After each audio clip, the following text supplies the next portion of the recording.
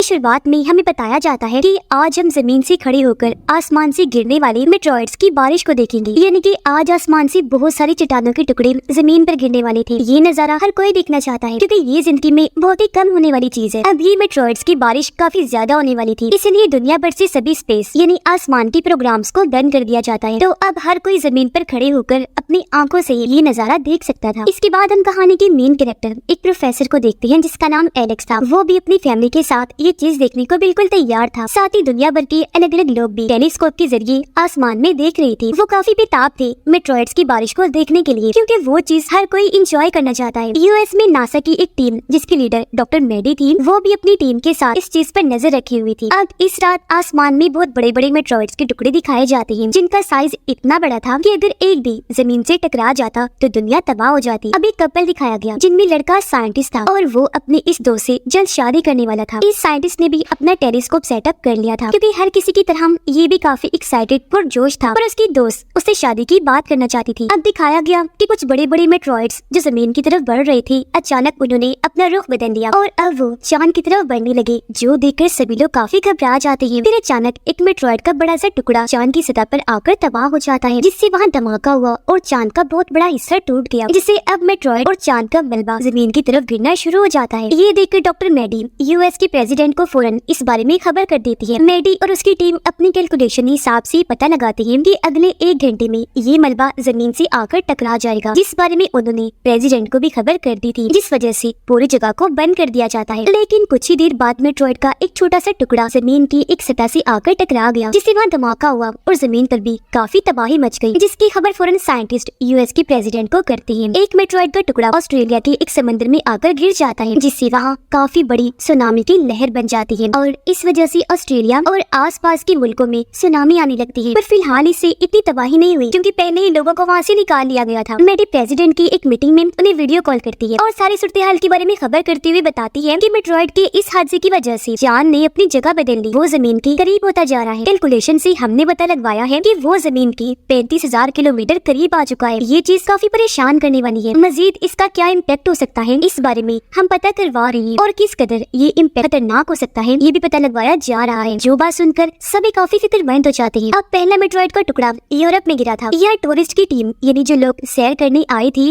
वो जब जंगल में घूम रही थी तो उनकी चीजें जैसे कि मशीन्स, डिवाइसेस, कंपास वगैरह वो अजीब तरह से काम करने लगती है। कंपास यानी रास्ता बताने वाली डिवाइस उसकी सुई अजीब तरह से हिलने लगी और अब देखते ही देखते ये लोग उस जगह पर आ जाते हैं जहाँ मेटरॉइड गिरा था, जिसकी वजह से वहाँ पर काफी बड़ा गड्ढा बन गया था और इसी की वजह से इनकी सारी डिवाइसेस, मशीन्स वगैरह अजीब तरह से काम कर रही थी। मेडी का एक टीम मेंबर उसे एक नई रिपोर्ट लाकर देता है, जिसे देखकर पता चला कि इस सब की वजह से दुनिया भर में सैलाब, अर्थक्वेक, ज़लज़ले और सुनामी आ रही है। ये देखकर मेडी को लगता है कि ऐसा इस वजह से नहीं हो रहा कि चांद ने अपनी जगह बदली, बल्कि इसके पीछे वजह कुछ और ही है, कोई दूसरा इम्पैक्ट हुआ है। अब क्योंकि खुद मेडी से ये मसला हल नहीं हो रहा था तो कॉल करके वो एलेक्स को बुलाती है ताकि वो आकर मेडी की मदद कर दे, पर उसने मना कर दिया, ये कहकर कि जब से मेरी वाइफ की मौत हुई है मैं अपने बच्चों को अकेला नहीं छोड़ता। उनकी बात चल ही रही थी कि तभी अचानक उनकी कॉल कट हो जाती है। फिर पूरे शहर की अलग अलग जगह पर होने वाली अजीब चीजें दिखाई गई, जैसे कि प्लेग्राउंड, गैस स्टेशन और कई सारी जगहों पर अचानक इलेक्ट्रिक बिजली और करंट हर जगह फैलने लगता है क्योंकि बिजली डिस्चार्ज हो रही थी, जिस वजह से अक्सर जगहों पर आग भी लग जाती है। पर साइंटिस्ट को जरा भी समझ नहीं आती कि आखिर ऐसा क्यों हो रहा है। अब हम उस साइंटिस्ट जिसकी शादी होने वाली थी उसे देखते हैं, जिसका नाम रोलैंड था। वो खुद भी इस सारे सूरत हाल की छानबीन कर रहा था और क्योंकि वो यूरोप में रहता था इसलिए यहाँ की हर एक रिपोर्ट मेडी को साथ साथ दे रहा था, जिस वजह से रोलैंड की दोस्त थोड़ी परेशान रहने लगी थी क्योंकि दोनों की शादी होने वाली थी, पर रोलैंड उसे वक्त नहीं दे रहा था, हर वक्त काम में मसरूफ था। लेकिन फिर वो अपनी दोस्त को मनाकर जल्द शादी करने का वादा करता है। अगली सुबह रोलैंड उस जगह पर आता है जहाँ मेटरॉइड गिरा था, यानी जहाँ पर गड्ढा बना हुआ था। वो देखता है कि यहाँ पर गिरने वाला मेटरॉइड का टुकड़ा बहुत ही छोटा है और उसमें कोई भी मैग्नेटिक पावर यानी मकनातीसी ताकत नहीं है, तो उसे ये समझ नहीं आ रही थी तो फिर भला कंपास और बाकी डिवाइसेस अजीब तरह से काम क्यों करने लगी है। कंपास बार बार उस तरफ ही इशारा कर रहा था। वो सोच में पड़ा था, जबकि दूसरी तरफ एलेक्स और मेडी भी इस बारे में आपस में बात कर रही थी। उनके साथ कॉल पर रोलैंड भी बात करने लगा। उनसे कहता है कि जो मेटरॉइड का टुकड़ा मुझे मिला है वो आसमान में बनी एक चीज से बहुत मिलता जुलता है, जो है सब स्टार यानी कि 2 सितारों का आपस में मिलना। ये सुनकर एलेक्स और मेडी को अब समझ आने लगती है कि जो मेटरॉइड्स की बारिश हुई थी वो आसमान में दरअसल 2 सितारों के एक दूसरे से टकराने से हुई थी, जिसके बाद ही मेटरॉइड्स का बहुत बड़ा झुंड जमीन की तरफ आने लगा था, जिनमें से एक तो आकर टकरा गया जमीन से, जबकि एक टकराया चांद से। लेकिन जो मेटरॉइड चांद पर जाकर तबाह हुआ था उसकी वजह से वहाँ काफी बड़ा गड्ढा बन गया और अब चांद एक बहुत बड़े मैग्नेटिक मकनातीस की तरह काम कर रहा है। यही वजह है कि जमीन और चांद अपने उन मेट्रॉइड्स की वजह से एक दूसरे की तरफ बढ़ रहे हैं, जो दोनों इन्हीं जमीन और चांद पर गिरे थे, क्योंकि वो मेट्रॉइड से एक दूसरे को अपनी तरफ खींचने का काम कर रहे हैं, जिसका मतलब साफ था कि जमीन और चांद भी एक दूसरे से टकरा सकते हैं। अब ये सारी जानकारी मैडी प्रेसिडेंट को देती है, जिस पर वो सलाह देती है कि तुम अपनी एक टीम बनाओ ताकि इस चीज पर काम कर सको, जिस वजह से अब मैडी एलेक्स को बुला लेती है ताकि उसे भी अपनी टीम में शामिल कर सके। और इस बार एलेक्स को आना ही पड़ता है। ये पूरी टीम जब बन गई तो टीम के लिए खास किस्म की लैब भी बनाई जाती है, जिनका ताल्लुक अलग अलग मुल्कों की साइंटिस्ट और स्पेस स्टेशन को चलाने वाले लोगों से था। चांद जमीन के इतना करीब आ गया था कि अब वो जमीन से बआसानी नजर आ रहा था, जिस वजह से अगले 2 दिन में बिजली से जुड़ी हर चीज बंद होने वाली थी। अब रात के वक्त एलेक्स और मैडी एक होटल में बैठी जब खाना खा रही थी तो अचानक वहाँ की लैब अपने आप ही फटने लगती है। ये जब बाहर आए चेक करने तो पता चला कि जमीन पर से एक काफी बड़ी इलेक्ट्रोमैग्नेटिक लहर होकर गुजर रही है, जिसने जमीन की ग्रेविटी को इम्पैक्ट किया है, यानी कि ग्रेविटी पर इस लहर के असरात पड़े हैं। ग्रेविटी बहुत ही कम हो गई है, जिसकी वजह से दुनिया भर की तमाम चीजें जैसे कि लोग, गाड़ियाँ, बाइक्स, मशीन, जहाज, हर चीज हवा में उड़ने लगी थी। और अब जैसी लहर गुजर गई हर चीज वापस स्टेबल हो जाती है, यानी अपनी जगह पर वापस आ गई थी। अब एलेक्स अपने साथियों को बताता है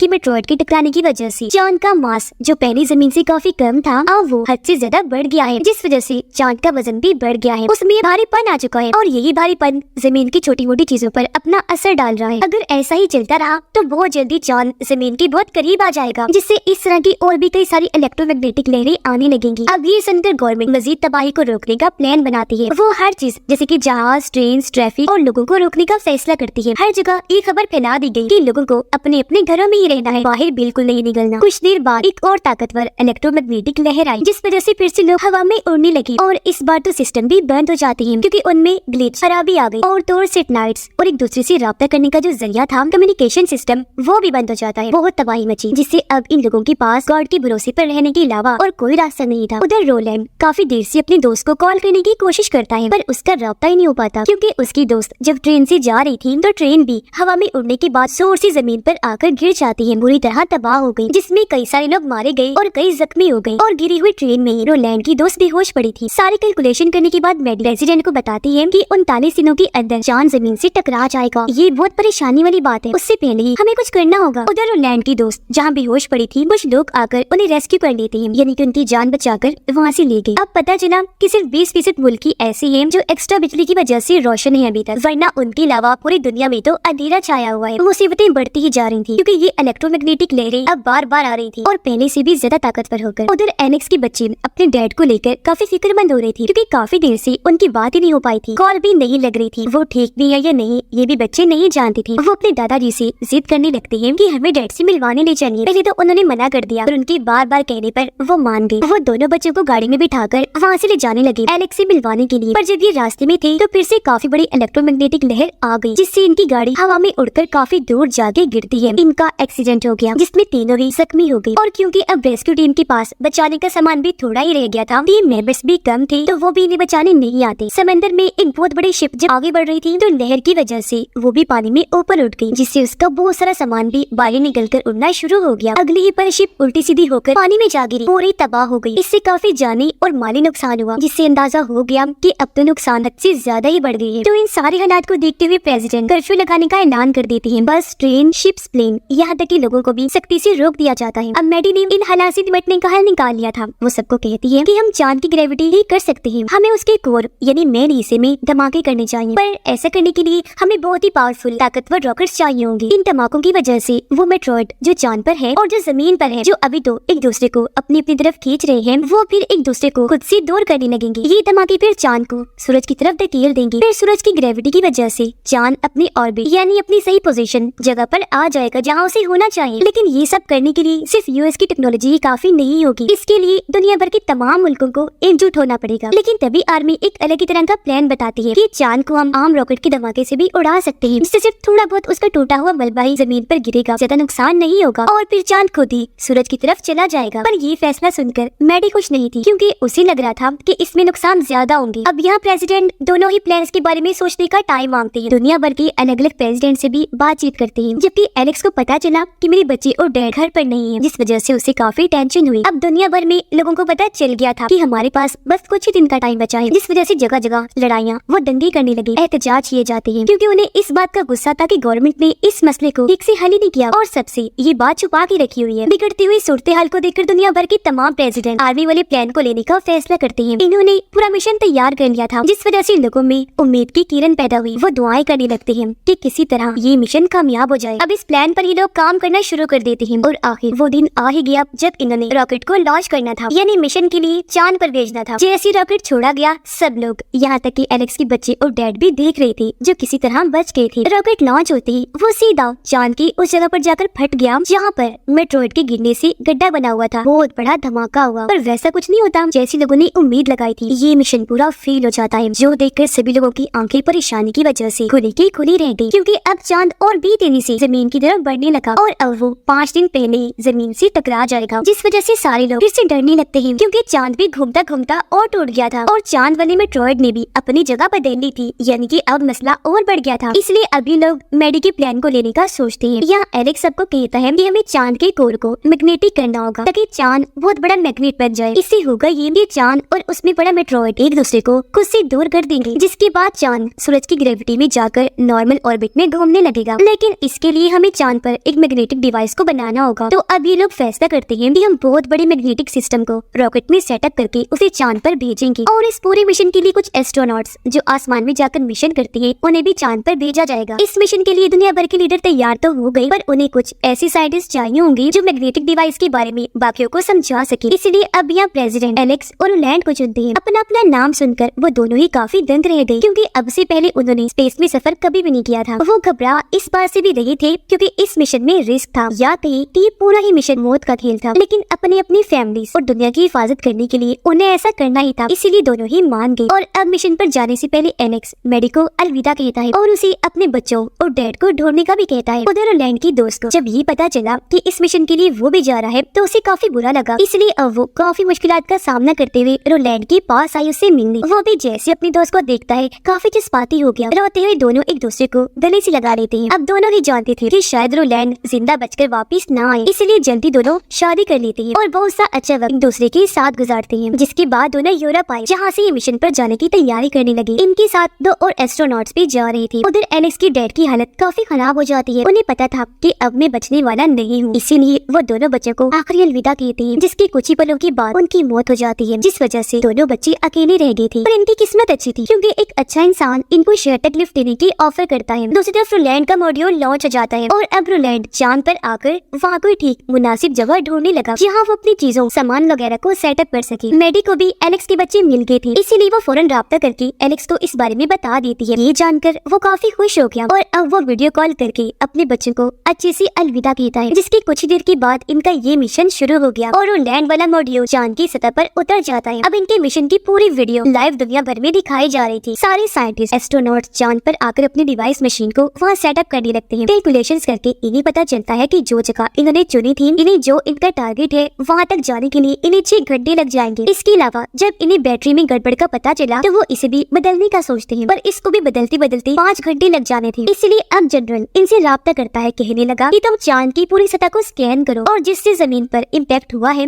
वहाँ के कोऑर्डिनेट यानी वहाँ की सूरत-ए-हाल के बारे में हमें बताओ ताकि हम यहाँ से कोई मदद भेज सके। अब चांद की पूरी जमीन को स्कैन करने के लिए ये लोग रोलैंड और एक एस्ट्रोनॉट लड़की को स्पेसशिप के जरिए वहाँ से भेज देते हैं ताकि ये कोऑर्डिनेट्स जमीन वालों को भेज सके। लेकिन ये मिशन हर गुजरते पल के साथ मुश्किल से मुश्किल होता जा रहा था। ऐसा लग रहा था कि जमीन का खात्मा भी हो सकता है, इसलिए दुनिया भर के लोग मिशन की कामयाबी के लिए दुआएं कर रहे थे। पर कहीं कहीं कुछ लोग ऐसे थे जो जरा भी डरे हुए नहीं थे, क्योंकि शायद उन्होंने ये कबूल कर लिया था कि आज हमारा आखिरी दिन है, इसलिए ये लोग अपनी जिंदगी के आखिरी पलों को एंजॉय कर रहे थे। अब बैटरी इसी तरह बदल तो गई थी, पर वहाँ के हालात खराब होने लगे क्योंकि तभी उनका छोटा स्पेसशिप गड़बड़ी की वजह से जोरों से हिलने लगा। जमीन पर साइंटिस्ट जहाँ उनके कोऑर्डिनेट्स आने का इंतजार कर रहे थे तो तभी उनका राब्ता आपस में टूट जाता है। पर बाद में पता चला कि रोलैंड और एस्ट्रोनॉट्स वाला स्पेसशिप पत्थर से टकराने की वजह से तबाह हो गया। एस्ट्रोनॉट स्पेस में गिरने लगी पर उसका हाथ रोलैंड ने पकड़ लिया। हालांकि बचाने की बहुत कोशिश की पर वो स्पेसशिप में गिरने की वजह से मारी गई। रोलैंड जब एलेक्स से राब्ता करता है तो उससे पता चला कि इनके डिवाइस मशीन में कोई गड़बड़ी है, जिस वजह से कोऑर्डिनेट्स को जमीन पर ही नहीं भेज सकते। मगर अब इनके पास सिर्फ 10 मिनट का ही टाइम बचा था, इसलिए रोलैंड फिर भी हिम्मत करता है। वो जैसे तैसे डिवाइस को स्टार्ट करता है और चांद का सारा डेटा जमीन पर साइंटिस्ट को भेजने का प्रोसेस शुरू कर देता है, जिससे जमीन का एक रॉकेट वहाँ से लॉन्च हो जाता है। अब इनका आधा काम तो पूरा हो गया था और बचने का इनके पास टाइम भी था, इसलिए दूसरा एस्ट्रोनॉट रोलैंड को लिए बगैर ही एलेक्स को वहाँ से निकलने का कहता है, पर एलेक्स ने मना कर दिया कि मैं रोलैंड को लिए बगैर नहीं जाऊंगा। वो खुद भी रोलैंड से राब्ता करता है और उसे जल्द से जल्द वापस आने का कहता है, पर क्योंकि रोलैंड का स्पेसशिप आधा टूट गया था तो इस वजह से उसका वापस जाना बहुत मुश्किल था। इसलिए वो उन लोगों से राब्ता करके उन्हें यहाँ से जाने का कहता है। उसे ये लोग छोड़कर जाना तो नहीं चाह रहे थे, पर ना चाहते हुए भी ये अपने मॉड्यूल को लॉन्च कर देते हैं